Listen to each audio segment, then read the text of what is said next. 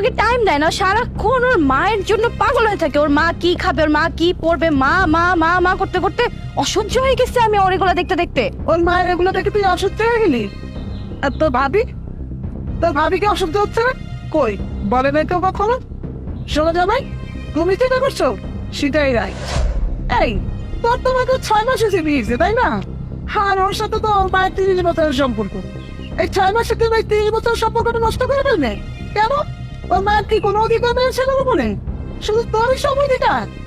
তার এই যে এই মেয়েটা মা বাবাকে ছেড়ে এটা আমার কাছে আছে, কই ও তো একবারও হাজবেন্ডকে বলে না আমার জন্য অসহ্য হয়ে যাচ্ছে, ওর সময় লাগবে, ও একা একা থাকতে চায়।